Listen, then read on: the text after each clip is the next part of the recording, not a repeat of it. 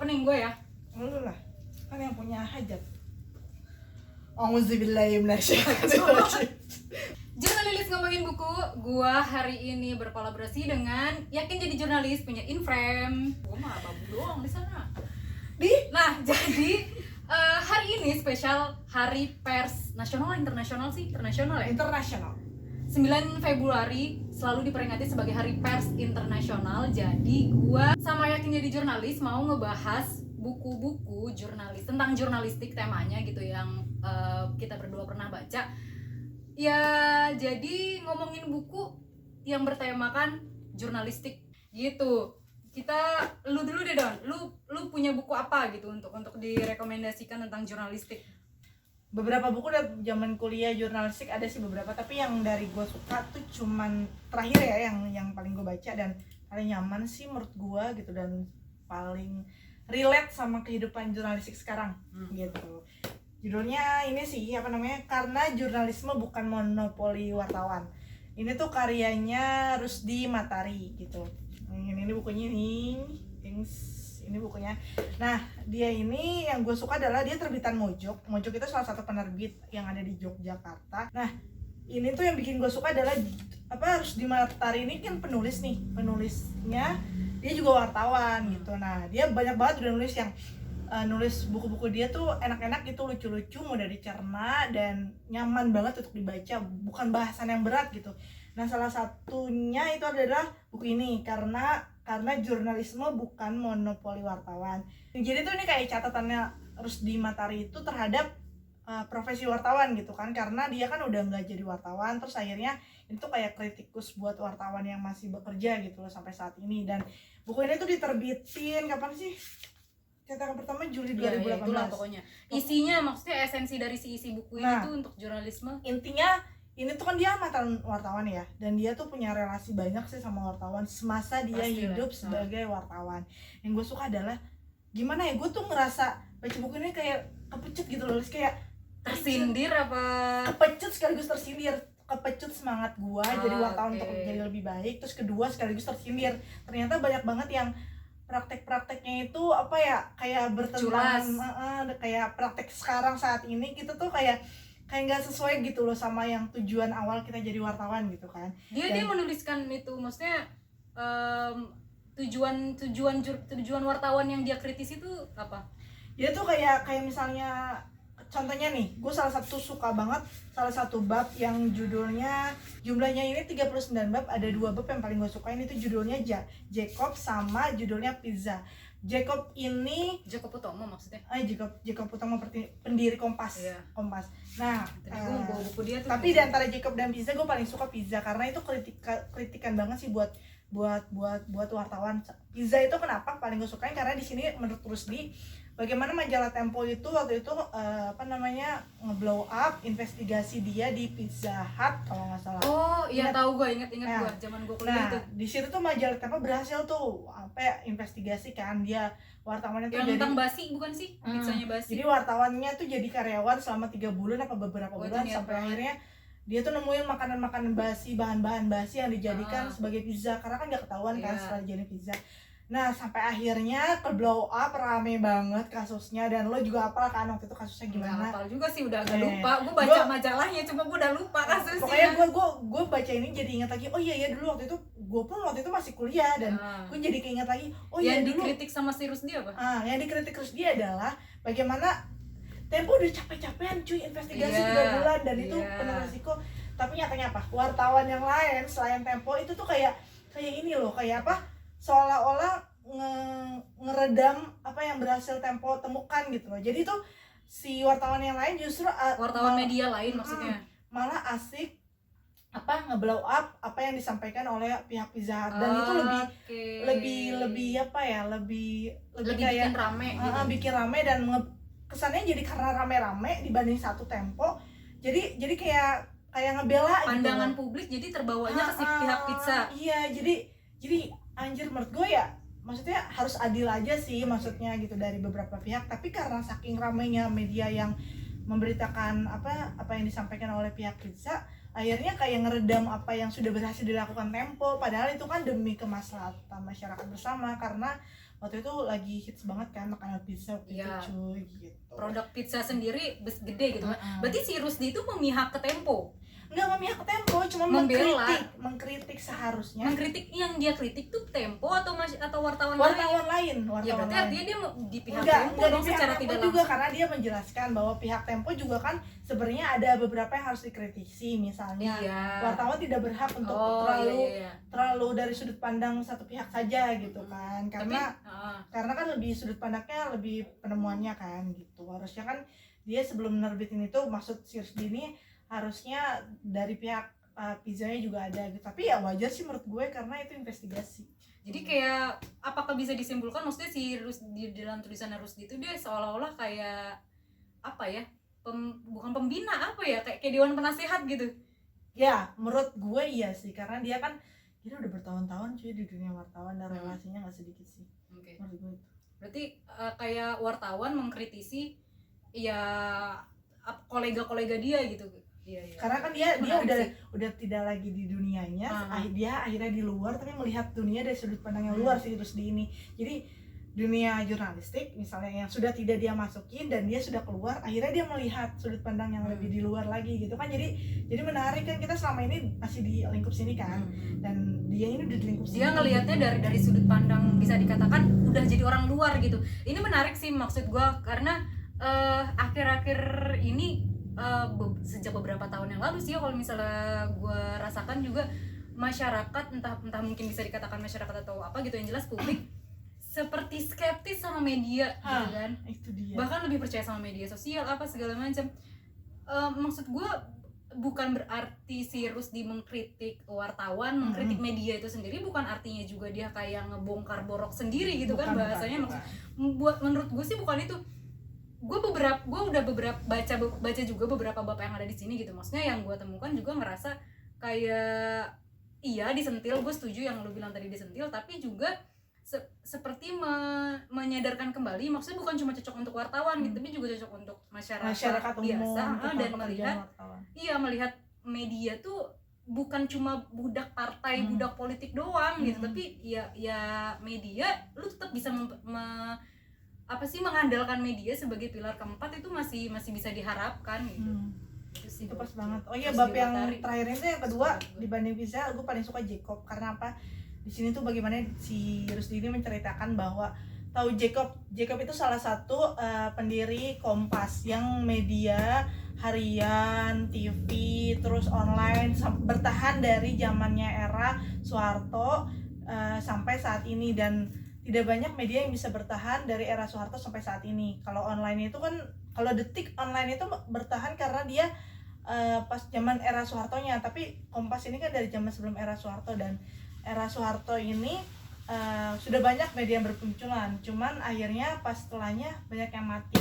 Tapi kenapa Kompas bisa bertahan? Di sini dijelasin sama Rusdi, karena menurut Pak Jacob media harus bermain bukan dua kaki ya, apa namanya, tarik ulur, istilahnya dua kepiting. Kalau menurut terus di Matahari itu harus dua kepiting, dan itu yang gue suka. Ada lagi buku lain? Ini aja sih menurutku. Dia punya review apa aja, rilis. Gila banyak banget cuy. 1, 2, 3, 4, 5, 6, 7, 8, 9, dari yang pernah gue baca duluan kali ya. Alah berisik lu. Tapi gue gak mau banyak-banyak, 3 aja. Ini kalau nggak dari ketiga ini kayaknya yang pertama kali gue baca ini deh. Karni Ilyas lahir untuk berita. Gila, 40 tahun jadi wartawan. Ini tahun 2017 apa kalau nggak salah direvisi 2017 tuh, berarti artinya kan untuk tahun ini dia udah lebih dari 40 tahun jadi wartawan gitu kan. Gila si Edan emang tuh orang. Ini buku biografinya masih kan sampai hari ini, dengan suara-suara seraknya yang khas itu. Apa sih? Oh, ini buku biografi sebetulnya. Karena memang gua tertarik baca-baca buku biografi gitu. Tapi ditulisnya sama si Fenty Effendi, dan gue merasa Fenty Effendi tuh jago banget kalau nulis biografi gitu, karena kita baca biografi tapi kayak novel gitu jatuhnya. Kayak Fenty Effendi juga nulis biografinya B.J. Habibie, itu juga enak banget dibacanya. Jadi ya udah bacanya tuh ngalir aja gitu. Nah, yang gue suka yang gue takjub dari baca kisah hidupnya si Karni Ilyas ini, 40 tahun jadi wartawan kan otomatis dia sudah menjadi wartawan dari zaman Orba gitu kan. Dari tahun 70-80-an. Ya. Ketika itu internet belum ada Google Map, belum ada Google segala macam gitu kan. Dan dia mencari berita, dia awal-awal tuh sempat jadi wartawan hukum ketika itu. Dan wartawan kriminal juga. Dia nyari alamat. Kalau kita kan sekarang nggak tahu tempat kejadian, bisa lewat Google Map gitu kan, segala macam udah gampang. Karni Ilyas ketika itu menjadi wartawan era 70-80-an mencari lokasi liputan dengan insting, ini menurut gue insting wartawan naluri, wartawan yang sangat alami gitu. Gue mikir, wah gila sih gue kalau misalnya jadi wartawan ketika era 70-80-an gak tahu bakalan mentalnya, terus tekadnya dan kerja kerasnya tuh mungkin belum tentu bisa segede Karni Ilyas gitu. Maksudnya dia bukan cuma sekedar mencari lokasi yang tidak mudah untuk didapat gitu kan, ditambah dia harus mencari fakta-faktanya seperti apa gitu. Hari ini kita liputan aja dengan segala kemudahan teknologi itu masih sering kali menyulitkan gitu kan, apalagi ketika era Orba di mana internet belum ditemukan ketika itu gitu kan. Dan lu misalnya mencari istilah-istilah yang tidak diketahui itu bisa tinggal googling, dia nggak bisa, dia otomatis harus ngubek-ngubek lagi tulisan yang lama atau mungkin wawancara pakar gitu, dan itu sangat tidak mudah gitu. Maksudnya kerja keras dan insting sebagai wartawan itu sangat digambarkan di sini dan sangat dibuktikan kalau Karni Ilyas memang wartawan yang tidak bisa diragukan. Gak heran kalau hari ini kita lihat Karni Ilyas di ILC, walaupun acaranya udah bubar, tapi kita bisa lihat di masih ada kali. Udah bubar bukannya? Masih ada, kemarin bokap gue masih nonton. Masih. Berarti dihidupin lagi. Hidupin lagi, udah bubar tapi dihidupin gimana sih? Ya tahu gue, makanya gak heran kalau misalnya beliau tuh dengan pertanyaan-pertanyaan yang lugas gitu kan, walaupun dengan suara yang serak-serak basah gitu, tapi cara dia mengorek beritanya tuh ya memang sudah terlatih dari zaman puluhan tahun itu gitu. Itu buku pertama, buku biografinya. Aduh, gue mau tanya dulu ini direkomendasiin untuk masyarakat umum kah atau hanya perspektif wartawan? Buat mahasiswa sih gue rasa cocok ya. Mahasiswa? Iya, mahasiswa entah jurnalistik, komunikasi, atau apalagi kalau misalnya lu mau jadi wartawan. Karena gue baca juga waktu era kuliah kan, jadi kayak jadi gue pengen jadi wartawan kayak ini, gue pengen jadi wartawan. Jadi ini salah satu referensi lo untuk jadi wartawan gitu. Iya, memacu untuk ketika lu lagi mager, lagi malas ada tugas liputan, baca buku ini tuh kayak jadi dipicu lagi gitu, entah kayak kuda yang dipecut, kayak anak nakal yang dijitak sama ibunya gitu, jadi diingetin lagi gitu. Untuk menjadi wartawan tuh ya memang harus kayak gitu, dengan lu harus banting tulang segala macam, lu harus bercucuran keringat, bahkan nangis segala macam, ya memang harus kayak gitu. Ya jadi belajar cara ditempa untuk jadi wartawan yang benar-benar kuat gitu, bukan bikin cuma fondasinya lah ya. Iya, bukan cuma cerdas secara pikiran tapi juga cerdas secara mental. Memang wah anjir jadi wartawan. Menarik sih, karena sampai jarang banget mahasiswa magang gitu yang menurut gue sangat sedikit punya referensi ataupun tokoh yang diidolakan gitu. Paling sekarang siapa sih yang paling dikenal? Paling siapa? Cuma Najwa Shihab, anak-anak muda sekarang. Anak muda yang sekarang paling jarang yang namanya denger masa mudanya Karni Ilyas seperti apa, atau wartawan-wartawan yang lebih dulu ada gitu kan. Bahkan kalau misalnya masih diingat lagi, siapa gitu panutan wartawan yang bisa di Indonesia, regenerasi yang bisa selanjutnya gitu seperti Karni Ilyas ini? Ada belum ada kan? Belum sih. Mungkin kalau misalnya kita bicara Najwa Shihab sebagai penerus Karni Ilyas, mereka tuh kayak beda genre gitu nggak sih? Beda lah kan.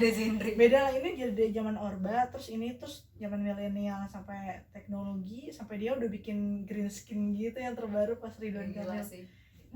Itu bukannya si Najwa? Iya, Najwa Shihab kan. Kalau gue bilang kan ini era Orde Baru, kalau itu yang digital gitu. Ya maksudnya kayak quotes umum ya, maksudnya setiap zaman ada orangnya gitu, setiap era ada orang. Dan mudah-mudahan aja ada regenerasi lagi.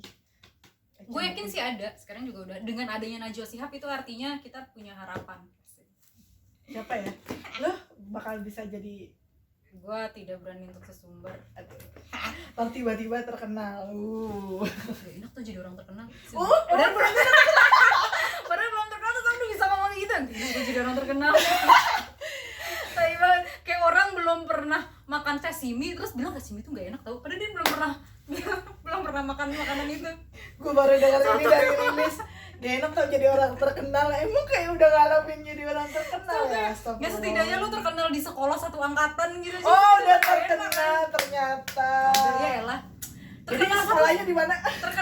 Terkenal di teman satu kelas itu kan Oke, udah next. pasti dikenal. Buku kedua ini tuh kocak banget, jadi bolak-balik gitu sampai di Apa dalamnya sih juga ini? kayak Ini gitu. gue masuk nggak tahu cerita di balik dapur Tempo. Oke. Iya, jadi dibagi dua masa kan. Gue juga bingung sebetulnya bacanya, tapi memang Tapi ini dalamnya yang mana? banget. Dalamnya sama bolak-balik juga. Oh ini model kayak ini apa namanya, ada buku juga yang kayak gitu, kamus kan ibaratnya kayak gitu, ada yang kayak gitu. Iya, ada kayak Kamus gitu. bolak-balik. Iya, sesuai judulnya, cerita di balik dapur Tempo. Jadi ini menceritakan tentang proses investigasi yang terjadi di Tempo gitu. Wah, itu seru banget cuy. Lu kayak baca atau nonton kriminal gitu, sesuatu cerita kriminal gitu. Maksudnya gua rasa sih ada ya film apa tuh dulu gue lupa deh. Film apa sih judulnya? Pos apa ya? The Post. Apa sih, lupa gue. Jadi tuh menceritakan tentang bagaimana kisah wartawan itu mendapatkan satu berita gitu. Mungkin di bukunya Karni Ilyas juga kita bisa dapetin itu kan, maksudnya bagaimana sih proses Karni Ilyas mendapatkan satu berita gitu kan. Sama halnya kayak di sini gitu. Kalau misal lu memang tertarik sama Tempo waktu zaman kuliah, gue emang lumayan interest sama Tempo gitu. Dulu tuh Tempo pas zaman kuliah tuh, Tempo tuh namanya tuh udah gila, Tempo keren, kayak Tempo idealis banget gitu idealis kan. banget gitu kan segalanya. Pas praktek sekarang ya Udah ya udah udah lah gitu ya, udah tahu kita bahas dalamnya di gitu. lain hari gitu ya. Iya gitu. Lanjut. Jadi di si Tempo ini tuh menjelaskan bagaimana si wartawan itu nguntip dalam tanda kutip ya, nguntip si narasumbernya seperti apa, proses negosiasi terhadap si wartawan terhadap si narasumber itu seperti apa. Nah, gue tuh jadi belajar proses negosiasi itu. Maksudnya ketika si satu wartawan harus bisa ngegolin narasumber yang itu dia politikus tingkat atas lah ya. Ya dia mau nggak mau harus dapetin itu karena itu sumber A1-nya. Kalau dia nggak dapetin itu, yang dikhawatirkan beritanya kurang kredibel gitu kan. Nah, di sisi lain nggak gampang nih untuk menegosiasi sama si orang ini, terlebih si orang ini juga kerjaannya pergi-pergi segala macam. Nah, gue jadi belajar bagaimana cara bernegosiasi itu gitu. Ketika gue masih di news kan, gue ngerasa kayak mungkin ini bisa gue terapkan gitu. Jadi kayak kita tidak menjadi wartawan Tempo tapi belajar bagaimana Tempo bekerja gitu. Walaupun gue yakin ini baru kulit-kulitnya aja sih, baru kayak kulit luarnya doang, yang di dalamnya ya yang nggak entah apa yang terjadi di dalam Tempo. Ya kita nggak tahu kan kenapa Tempo bisa bertahan sampai saat ini gitu kan, di belakangnya seperti apa ya nggak dibahas lebih lanjut. Tapi yang jelas kalau untuk jadi wartawan ya tapi ini bisa jadi belajar banyak sih, maksudnya untuk punya tekad dan bekerja, tidak harus bekerja di Tempo tapi kita bekerja seperti Tempo gitu loh. Iya, gue suka banget, tidak harus apa tadi? Capek deh gue. Tidak harus bekerja di Tempo tapi kita bisa bekerja seperti Tempo gitu. Iya, mencontek kali ya, ATM, cara kerja tiru, dan modifikasi. Itu quote siapa? Ya itu mah quotes. Enggak ada quote-nya sih. Ada ATM kan, ATM, amati, tiru, modifikasi. Iya, tapi itu sering banget di-quotein belakang-belakangan ini. Apaan udah lama kali? Enggak, untuk penerapan corona, karena gue liputan corona mulai jadi capek. Ya elah. Oke, next. Ini buku terakhir dan aduh, gue ngeliatnya aja males banget. Gue suka banget. Dia suka banget, gue heran deh.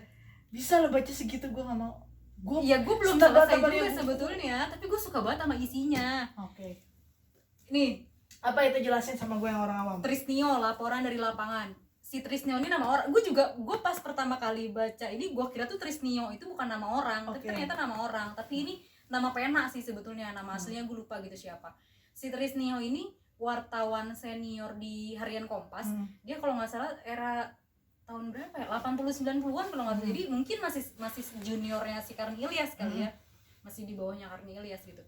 Nah, ini bukan biografi, bukan buku biografi, tapi justru isinya tulisannya Trisnio yang dia udah meninggal nih. Nah, untuk mengenang jasa-jasanya dibukukanlah tulisan-tulisan dia, sebagian tulisan-tulisan dia, karena gue yakin tulisannya mungkin ratusan kali di Harian Kompas.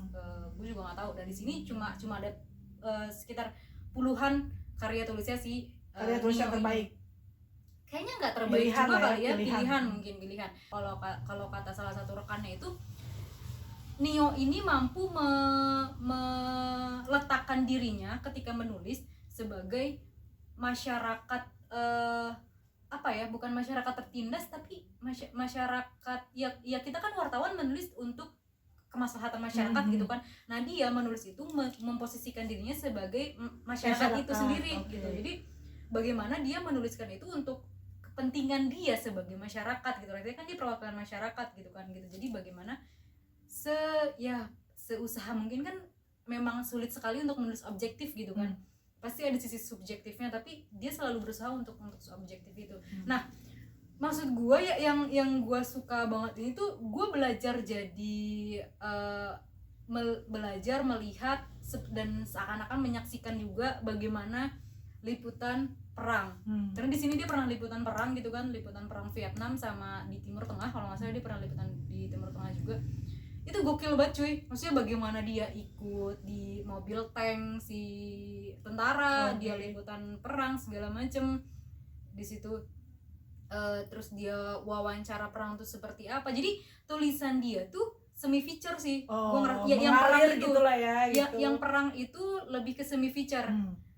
Kayaknya kebanyakan gitu deh. Jadi dia di situ menuliskan kata aku, menuliskan diri dia sendiri, bagaimana dia persiapan, dia datang ke sana gimana, dia menginap gimana. Cuma gue nyaris kayaknya nggak pernah sama sekali lihat buku ini di Gramedia deh, sekalipun ini yang nerbitin Kompas gitu kan gitu. Nah kalau online sih banyak, cuma di Gramedia gue nggak pernah ngelihat Gramedia sama sekali di Gramedia gitu dong. Kalau beli online tuh khawatirnya KW gitu. Cuma si Trisnio gokil sih, gila. Sabtu 29 Maret 1969 jam 8.30 pagi ini saya sudah berada di lapangan terbang militer Tai Ninh menunggu pesawat terbang yang akan mengangkut saya kembali ke Saigon. Bagi seorang wartawan, kehidupan di Vietnam memang mudah karena beberapa fasilitas militer yang tersedia. Berlaku pula bagi para wartawan, misalnya kendaraan darat, pesawat terbang, helikopter, semuanya gratis, termasuk akomodasi di dalam camp-camp. Akan tetapi risiko ditanggung sendiri tentu saja. Gitu teman-teman, itu 4 buku yang kita rekomendasikan. Terserah kalau misalnya mau ikut baca ya silakan. Tapi pesan gue satu, jangan beli yang bajakan, lu akan rugi. Ini apa cuy? Ya makanya ini gue beli pas zaman kuliah cuy, duit gue ya Allah, lu tau lah uang mahasiswa kayak gimana. Ya seenggaknya kan lo bisa. Tapi ya ini gue beruntung banget sih, maksudnya ketika lu beli buku bajakan, lu akan menemukan halaman-halaman yang tulisan-tulisan yang gak jelas apa segala macam gitu kan. Hanya alasan. Dadah, bye. Ini kan